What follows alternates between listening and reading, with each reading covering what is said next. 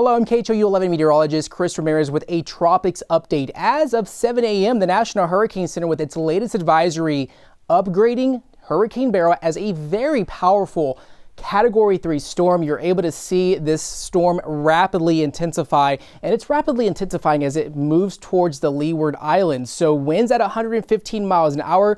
It is moving west at 21 miles an hour. You're able to see that distinct eye in the center of that storm as it looks vastly different than what we've been seeing for the past 24 hours. So a very sudden intensification of a Beryl as it makes its way towards the Caribbean.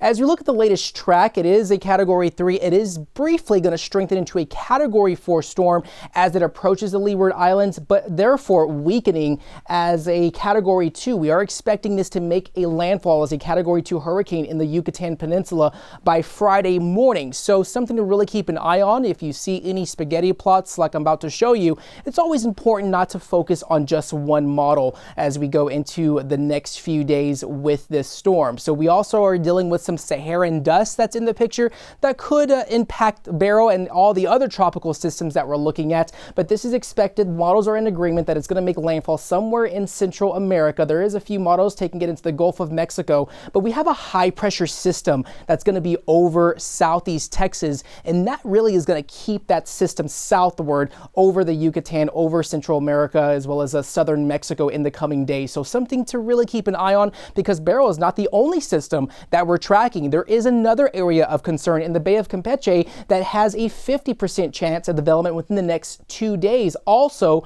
we have Beryl spinning just north of South America. There is another tropical wave behind it that has a 70% chance of development. So we are tracking that system. So 3 areas of concern that we're tracking out in the Atlantic Basin, and something that we're really going to have to keep an eye on in the coming days as we head into the rest of this week. And also, like I said, we are dealing with that Saharan dust. It's going to cause hazy skies this weekend here across southeast Texas, but also keep in mind that Saharan dust does a really good job at weakening tropical systems. We are expecting Beryl to come in contact with that. You're able to see that little subtle spin there in that model as we head into the coming days. That's actually Beryl as it makes its way across the Caribbean. But also, there's another plume, an enhanced plume of more of the Saharan dust moving off the coast of Africa that's going to move across the Atlantic, across the Caribbean, eventually into the Gulf of Mexico, and that usually really does a good job at weakening those storms. So we're hoping that this Saharan dust weakens those storms significantly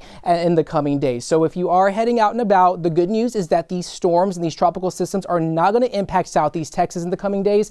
We're going to see those highs in the 90s, very hot conditions as we head into the 4th of July.